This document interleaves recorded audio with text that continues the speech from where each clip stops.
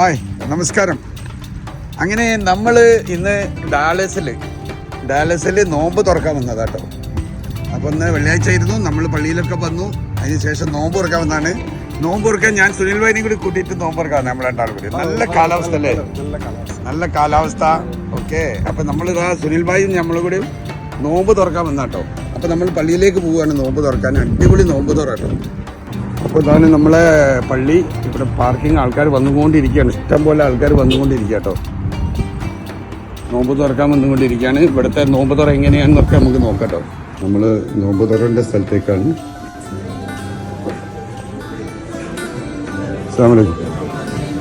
ഇവിടെ നോമ്പ് തുറൻ്റെ സ്ഥലം കേട്ടോ. ഇതാണ് നോമ്പ് തുറൻ്റെ സ്ഥലം.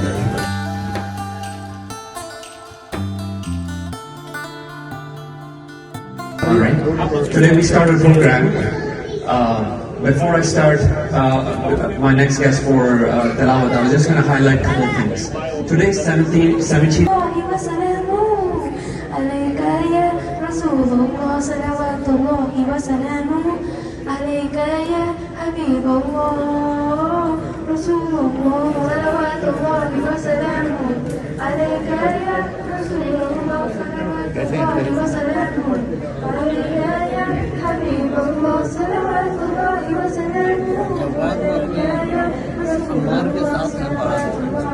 واجعل الحياة زيادة لنا في كل خير واجعل الممات راحة لنا من كل شر اللهم اهدنا ووفقنا لما تحب وترضى إنك على كل شيء قدير.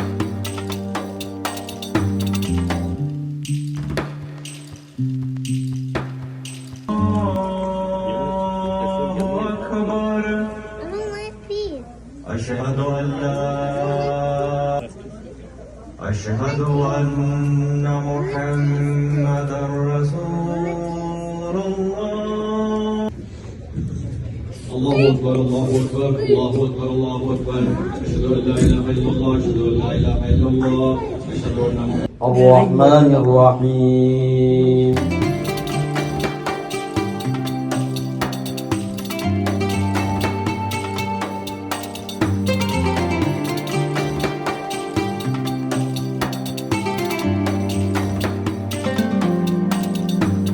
നോമ്പൊക്കെ തുറന്നു. ഓക്കെ, നമ്മൾ പുറത്തേക്ക് വന്നു, ഫുഡൊക്കെ കഴിച്ചു. 2 നേരത്തെ അടിപൊളി ഫുഡ് കാര്യങ്ങൾ ഒക്കെ നിങ്ങൾ കണ്ടില്ലേ. ഒരു 200 ആൾക്കാരുടെ അടുത്ത് കാണുന്നുണ്ട്. ഓക്കെ, ഇത് സാധാരണ വരുണ്ടാകുന്ന മെമ്പേഴ്സാണെന്നാണ് പറഞ്ഞത്. ഇവിടെ ഭയങ്കര ഡെവലപ്പായിക്കൊണ്ടിരിക്കുകയാണ്. അപ്പോൾ പള്ളീൻ്റെ മെയിൻ റോഡ് സൈഡ് കേട്ടോ, മെയിൻ റോഡിൻ്റെ വ്യൂ രാത്രിയിലുള്ളത് കാണിക്കാം. ഇതാണ് കേട്ടോ മസ്ജിദ് ഹസൻ അൽ ബസ്രി.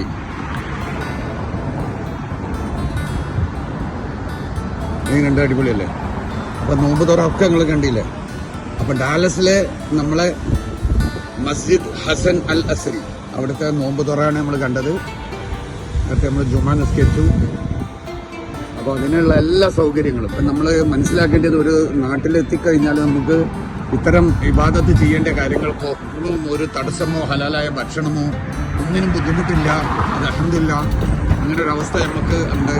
ഞാൻ തന്നെ ഓരോ രാജ്യങ്ങളിൽ പോയിട്ട് അവിടെ എത്തുമ്പോൾ നമുക്ക് കിട്ടുന്ന സൗകര്യങ്ങൾ നിസ്കരിക്കാനും ഇബാദത്തിനും നോമ്പ് തുറക്കാനും എല്ലാത്തിനും സൗകര്യങ്ങൾ കിട്ടുന്നുണ്ട് എന്നുള്ളത് വലിയൊരു സംഭവമാണ് ലോകത്ത് മൊത്തത്തിൽ.